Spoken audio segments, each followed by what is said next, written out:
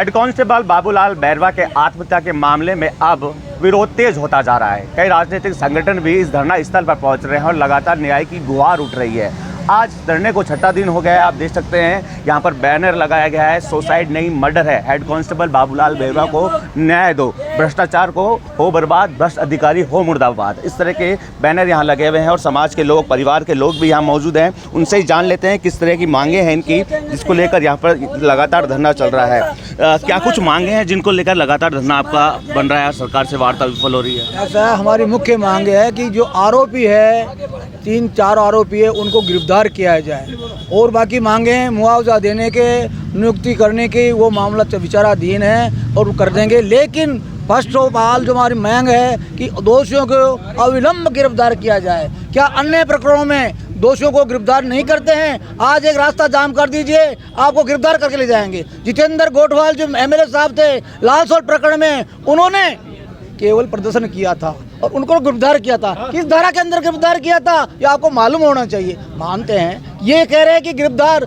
जब तक अनुसंधान नहीं होगा हम गिरफ्तार नहीं करेंगे। सीबीआई जांच की मांग भी है। सीबीआई की जांच की मांग मृतक ने अपने सुसाइड नोट में लिखा है कि मेरे ये व्यक्ति लोग मुझे परेशान करते थे, इस प्रकरण में मुझे निर्दोष लोगों को गिरफ्तार करने के लिए कहते थे और दोषियों को छुड़ाया गया है। मैं उनकी बात को नहीं मानने के कारण मुझे गिरफ्तार किया गया है। अगर गिरफ्तार नहीं कर दिया और वो निर्दोषों को गिरफ्तार करने के लिए मैंने कर दिया तो मुझे सस्पेंड कर दिया गया।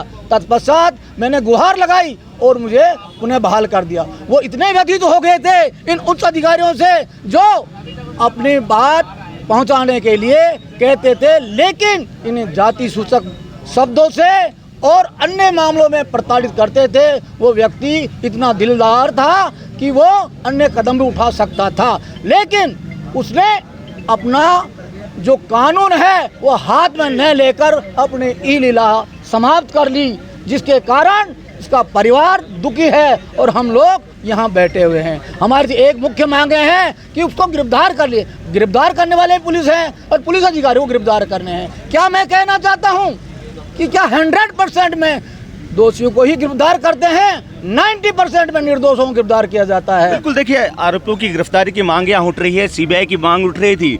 डीजीपी ने भी पत्र लिखा है सीबीआई को अनुशंसा को लेकर। सर, मैं अभी साहब ने बताया वही मैं कहना चाहता हूँ, पहले इनको आरोपियों को गिरफ्तार किया जाए।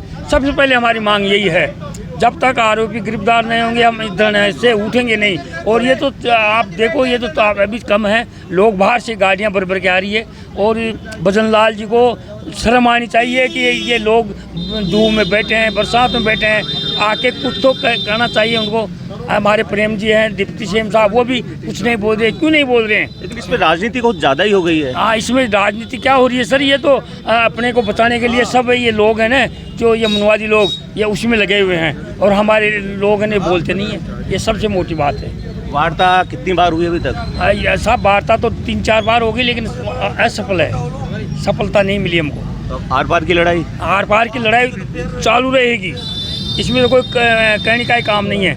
आर पार की लड़ाई तो हमको लड़नी पड़ेगी, चाहे 10 दिन लग जाओ, 15 दिन लग जाओ, जब तक हम सब को नहीं लेंगे, जब तक हमको इन आरोपियों को गिरफ्तार नहीं करेंगे। जब तक नोटिस भी चस्पा कर दिया गया है घर के बाहर। नोटिस की चस्पा करने का मामला ये है, ये सरकार गूंगी बहरी थी लेकिन अंधी भी हो गई है। ये जनता को गुमराह कर रही है। क्यों कर रही है? कि क्या इनको पता नहीं है कि जो उनके 50 कदम दूर पे यहाँ पर पब्लिक बैठी, उनकी संतान बैठी है, बच्चों की माँ बैठी है और उसकी पत्नी बैठी है और वो चपका के दिखाना चाहते हैं, वो ये दिखाना चाह रहे हैं कि हम उनको नोटिस दे रहे हैं, वहाँ चिपका रहे हैं। यहाँ नहीं दे सकते थे?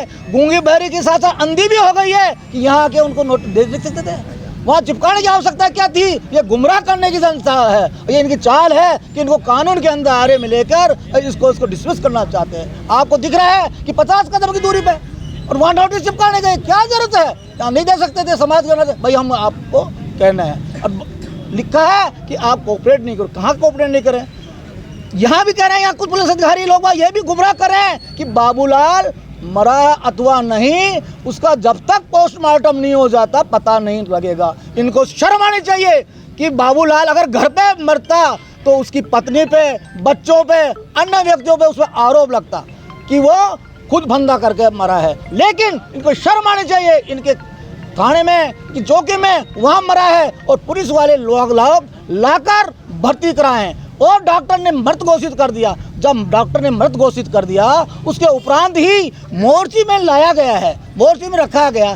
फिर भी ये अंधे ये कह रहे हैं कि बाबूलाल का जांच होगी, उसकी पोस्टमार्टम होगा, उसके उपरांत पता लगेगा बाबूलाल मर गया अथवा नहीं। इन अंधों को बिल्कुल निश्चित तौर पर मृतक जो बाबूलाल बैरवा है उसके घर पे भी नोटिस चस्पा कर दिया गया है और कहा जा रहा है कि वो जांच में सहयोग नहीं कर रहे हैं। हालांकि जो परिवार के लोग हैं, समाज के लोग हैं, उनका साफ तौर पर कहना है कि जब तक न्याय नहीं होगा, दोषियों की गिरफ्तारी नहीं होगी, तब तक उनका ये धरना जारी रहेगा। वसंत पांडे, TV9 जयपुर।